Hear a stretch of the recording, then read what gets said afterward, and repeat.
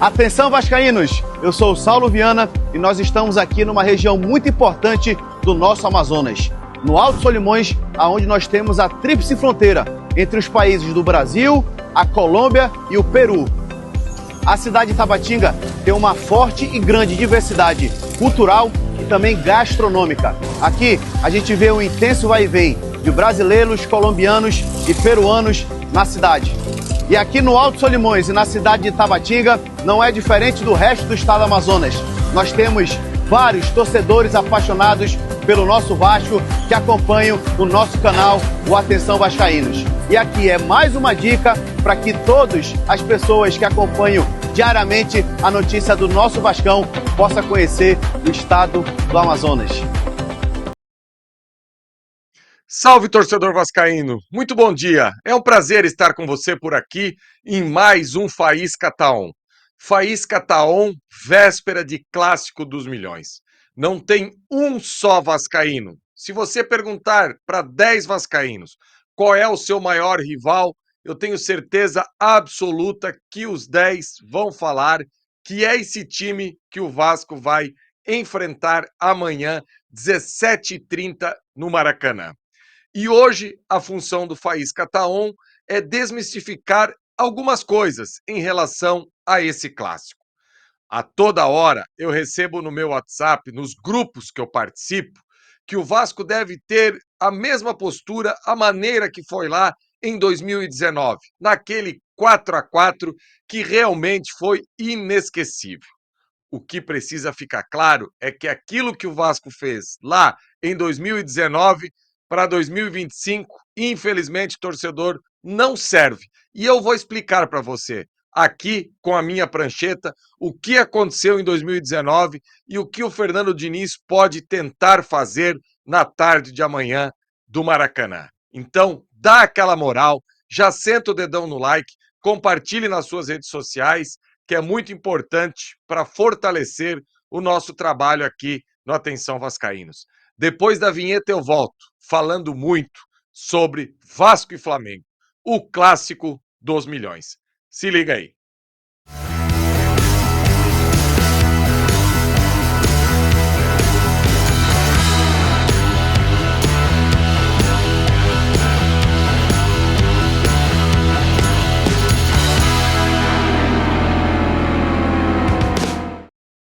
Alô, galera do Atenção Vascaínos, alô Flávio, beleza? Estamos ainda com a pré-venda aberta da camisa comemorativa do Círio de Nazaré, né? Tradição religiosa, bem conhecida lá em Belém do Pará. Então você aqui na Gigante Guadalupe, você vai adquirir ela ainda do PP até o 5G por R$200 na pré-venda.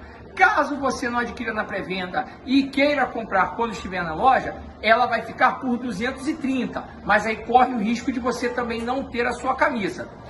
Mas temos uma bela promoção hoje, compre uma e leve duas, isso mesmo, compre uma e leve duas.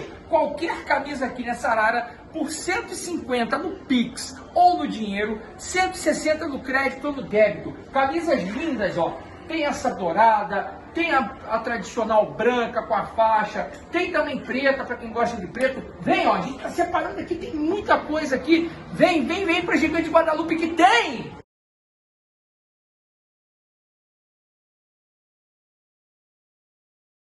Lembrando que hoje à tarde tem Gigante Copa. Você que quer resenhar com o pessoal do canal, dá um pulo na Gigante de Copa que hoje à tarde vai ter uma live. Já começa aí a partir das 14 horas, parece que vai ter uma carninha, um negocinho lá. Flávio Dias, Sérgio Quinde, Cerdeira, Igor Silva e todo o elenco. Acho que desse elenco aí fica de fora apenas eu, Emerson Rocha, e o Diego tá vendo a possibilidade ainda de dar uma passada lá. Pois bem, torcedor, amanhã é dia daquele clássico que o cara já fica desde de manhã cedo olhando o relógio, agoniado, querendo que chegue logo a hora do jogo.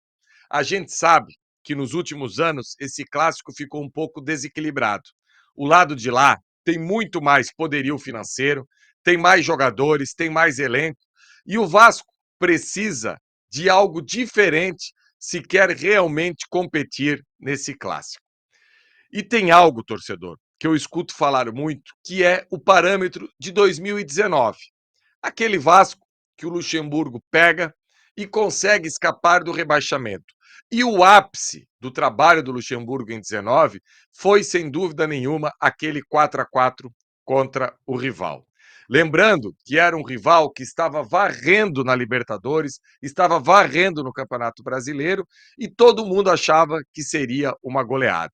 Eu sempre conto essa historinha aqui e quero contextualizar mais uma vez que o meu filho, à época, com 8, 9 anos, hoje ele tem 16, eu não deixei ele assistir aquele jogo porque a ideia é que o Vasco seria atropelado. Lembro bem que ele pediu para ficar comigo e a minha casa, assim, é 2 pavimentos. E quando começou o jogo, eu disse para ele: sobe que eu não quero que você assista, amanhã você tem aula e não sei o quê. A desculpa não era a aula. O que eu queria é que ele não visse o Vasco levar uma pedrada do rival. E quando ele estava na metade da escada ali, porque com segundos de jogo, já saiu o gol do Renier. E eu disse: sobe rápido, sobe rápido. E ele ouviu o gol do Renier. E no outro dia ele acordou e perguntou rapidamente: pai, de quanto foi o jogo? Para não perguntar de quanto o Vasco perdeu. Quando eu falei que foi 4-4, ele ficou louco e com razão. Até hoje eu peço desculpas para ele que eu não deixei ele assistir aquele jogo, porque era muito difícil enfrentar aquela equipe como é hoje. Eu vou trazer aqui na prancheta, torcedor, algo de como foi aquele jogo, só para refrescar a memória do torcedor e ter o entendimento que aquilo lá em 2019 ficou lá. Amanhã o Diniz vai ter que adotar um outro estilo, um outro modelo. Mas só para reviver e para você entender o que aconteceu lá em 2019. O Vasco, naquela oportunidade, o técnico Vanderlei Luxemburgo, escalou o Vasco com 4 volantes: Richard, Raul, Marcos Júnior e Guarim. Esse foi o meio de campo do Vasco. Na frente, Rossi e Marrone. E qual era a ideia do Luxemburgo, que a gente pode observar durante o jogo?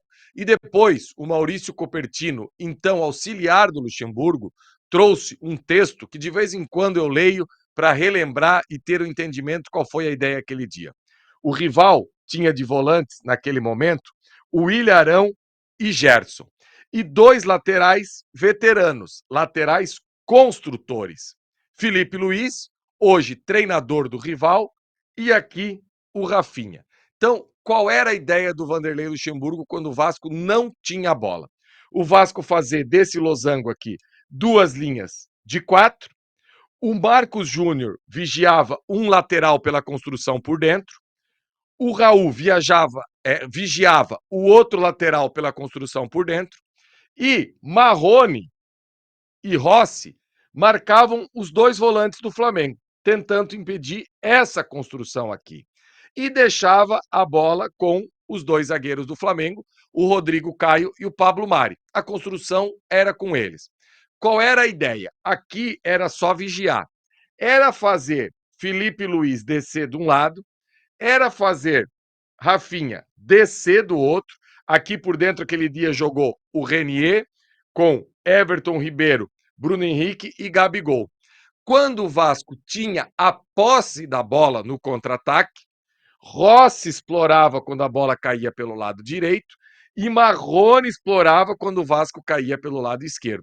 E aqui o Pikachu colava com o Rossi para criar essa superioridade aqui nas costas do Felipe Luiz. Teve gol, por exemplo, de cruzamento do Rossi, que o Marcos Júnior fez aqui gol sem goleiro. Teve gol, pênalti em cima do Pikachu, indo por dentro, fazendo. Então, a ideia era essa: neutralizar os 2 volantes do Flamengo com os 2 atacantes do Vasco aqui, marcando eles de perto, né? O Ilharão e também o Gerson. E quando o Vasco estava sem a bola, procurar as costas desses laterais, que o Vasco não marcava eles aqui. O Vasco fazia a atração deles pelo lado de cá para poder explorar isso aqui. Só que essa equipe aqui, torcedor, de 2019, ela era extremamente física. Você pega 2 atacantes igual Rossi e Marrone, era um vai e vem a todo momento. Muita recomposição de ambos. O meio de campo, com 4 jogadores, o Richard, uma força da natureza. Quem não lembra do Richard, um volante com muita força. O Raul também. O Marcos Júnior já era um misto de força com um pouco mais de técnica, e o Guarim, que nesse jogo especificamente jogou um pouco mais à frente. Mas qual era a ideia do Guarim? Era sustentar. Quando a bola entrava no Guarim, que ele estava de costa, o Guarim conseguia fazer isso, conseguia executar, sustentar essa bola numa zona de campo para que o Vasco pudesse sair de trás e ocupar o campo do Flamengo. Só que essa equipe, como eu falei para você agora, era uma equipe extremamente física. Vindo agora para aquilo que a gente vai enfrentar amanhã, nós não temos na frente Marrone e Rossi para atacar as costas de lateral. Nuno não faz isso. Coutinho não faz isso. Ryan mais ou menos faz isso, porque o Ryan sempre busca essa diagonal central, sempre quer vir para dentro do campo. E aquele dia foi no 4-4-2 que a recomposição ficava muito clara. Os dois atacantes fechavam, pegavam os volantes. Amanhã, essa recomposição pode ser com Coutinho e com Verratti. Só que nenhum dos dois tem a condição física de Rossi e Marrone para ter esse aperto em cima dos volantes adversários. E esse Flamengo de hoje é um Flamengo muito mais rápido do que aquele de 2019. Por exemplo, a gente ainda não tem a exata noção que Flamengo que vem amanhã para o jogo. Por exemplo, na lateral direita, tanto o Royal quanto o Varela é mais físico do que o Rafinha era. Na esquerda, então, nem se fala. Tanto Ayrton Lucas quanto o Vina são mais físicos do que o Felipe Luiz era. Já na construção, eu vejo que aí é algo que o Vasco pode explorar e deve explorar. É um ponto que eu acho que amanhã a gente vai precisar saber utilizar. A gente não sabe que Flamengo tem. Vem amanhã. A gente sabe que, por exemplo, o volante mais físico do lado de lá, os dois, Everton Araújo e Eric Puga, o Eric Puga está se recuperando ainda, Eric Pulgar, né, ainda está se recuperando, não vai jogar. O Everton Araújo chega um pouco mais, mas os outros volantes não são com uma característica de uma marcação tão forte como era Gerson e o Ilharão. Se for Alanzinho, se for De La Cruz, se for o Saul, tem espaço ali para que o Coutinho, junto com o Nuno, se cair para dentro do campo, poder trabalhar nessa zona do campo aqui. Esses dois volantes do Flamengo não são tão pegadores. Então, se o Nuno cair para dentro do campo aqui, eu acho que eles podem se aproveitar disso aqui. Agora, tem mais um detalhe. Eu amanhã não teria o Verratti como essa referência aqui. Eu vejo duas possibilidades. A primeira, Andrés Gomes no lado direito aqui e o Ryan para dentro do campo com Nuno e Coutinho. Ou então uma troca pura e simples. Sai Verratti, entra David. Eu vejo que o Vasco vai precisar dessa força aqui para não deixar o Flamengo ter muito conforto nessa saída de bola. Porque se toda hora o Vasco descer, vamos supor aqui que o Vasco venha com o Verratti lá no ataque e Coutinho. Então a gente faz duas linhas de 4 aqui atrás, né? A gente faz aqui, desce o Ryan, vem para cá, Barros, que provavelmente será o parceiro ao lado do Hugo Moura, e aqui o Nuno. Aqui, Verratti e Coutinho fazendo essa marcação. Então, é duas linhas de 4 com esses dois atacantes aqui. O Flamengo, eu não vou botar à disposição do botão do Flamengo aqui, mas o Flamengo vai descer demais. O Flamengo vai alugar esse campo do Vasco aqui, porque essa primeira pegada do Vasco aqui, ela vai ficar muito frouxa. Ela não é uma pegada forte. Ela é algo que precisa de muita pressão no portador da bola, coisa que Coutinho, Verratti e o próprio Nuno aqui não entregam. E tem outro detalhe, na hora de descer, a gente sabe que o Ryan até consegue fazer isso lá de cá. Só que tem um problema, porque nós não temos um lateral canhoto. Provavelmente a gente vai de Puma. Então, esse revezamento de Nuno e de Coutinho para descer aqui seria muito mais tranquilo se a gente tivesse essa pegada aqui na frente mais forte para tentar facilitar essa descida. Torcedor, principalmente você que vai no Maracanã, o Fernando Diniz é o treinador, desde que o Flamengo ficou aí com essa quantidade de grana absurda para montar grandes elencos, o Fernando Diniz é o treinador que mais venceu a equipe rubro-negra. 7 vezes até agora. E eu acredito que o Fernando Diniz, e o Felipe Luiz já falou isso em coletiva, inclusive, em podcast e tudo mais, não é fácil enfrentar a equipe do Fernando Diniz, porque ela te tira da zona do conforto. E amanhã, mais do que nunca, o entendimento que eu tenho é: O máximo que o Vasco puder circular a bola e fazer esse Flamengo balançar e correr para trás, melhor. Principalmente quebrando linha e causando na cabeça dos defensores adversários a inquietude se ele vai precisar correr para trás ou não. Porque se for o Verratti lá na frente, ele não vai precisar correr para trás. Então, isso acaba dando confiança para que Léo Ortiz e Léo Pereira literalmente trepem no campo do Vasco. Vão lá para dentro da intermediária para trocar a bola. Se a gente tiver ali alguém de velocidade, um Ryan, um David, já fica mais difícil para que eles possam circular essa bola da maneira que eles gostam de fazer. A gente não pode esquecer que a todo momento esses dois zagueiros descem e tocam bola lá na intermediária do adversário. E se quem for fazer essa pressão for Coutinho e Verratti, eles têm o entendimento que se eles precisarem sair para caçar, tá tudo ok. Agora, se eles precisarem sair para caçar um David, um Andrés Gomes ou propriamente o Ryan, já fica diferente. Não é a mesma coisa. Você não tem essa confiança para ir lá, alugar no campo do adversário e ficar lá. E para encerrar o Faísca Tá On de hoje, outra coisa que eu ia trabalhar muito, muito, e tenho certeza que o Fernando Diniz deve ter trabalhado bastante durante essa semana. Bola parada. Quando o Vasco tiver a oportunidade, muito capricho e muita atenção na bola parada. O Vasco, com os desfalques que tem e tudo mais, e olha, é um pecado um jogo que nem esse de amanhã você não ter Jair e Tietê. Seria uma outra história completamente diferente. Só que, com a entrada do Cuesta na zaga e com o Hugo Moura jogando de volante ao lado do Barros, a equipe do Vasco ela cresce num todo. A gente tem o Robert Renan, que é um bom cabeceador, a gente tem o Hugo Moura, a gente tem o Barros, que fazia gol na base de cabeça, fez até no profissional, a gente tem o Verratti, se for ele o escolhido, como um bom cabeceador, a gente tem o Ryan, com mais de 1,80 m, a gente tem o Puma, que é um grande cabeceador, ajuda muito na bola aérea, principalmente defensivo. Então, muito cuidado e muito capricho na bola parada, que é o tipo de jogo que o Vasco pode decidir na bola parada. O Flamengo, ele é tão dominante aqui no Campeonato Brasileiro que ele sofre poucas bolas paradas durante o jogo. Então não é uma equipe tão acostumada e testada nesse quesito. Geralmente o Flamengo tem uma posse muito grande, sobe no campo do adversário, troca muito passe e pouco é incomodado.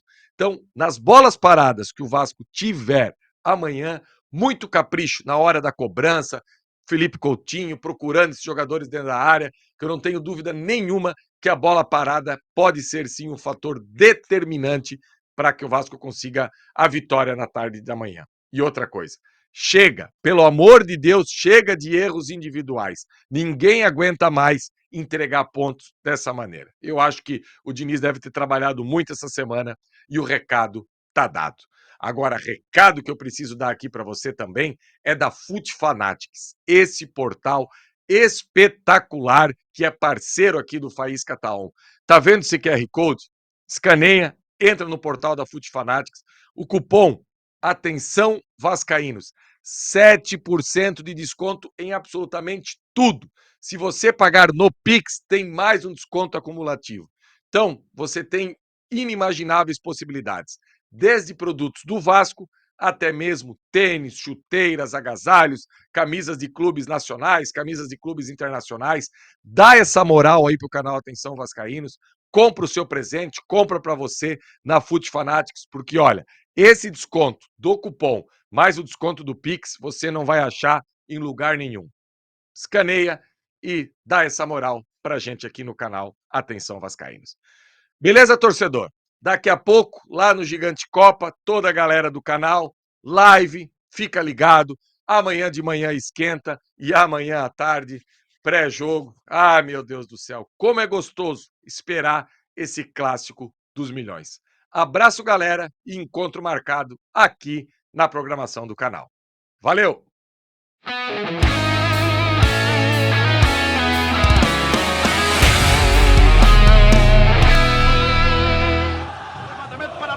Dinamite sozinho, atenção, vai enfiar, gol!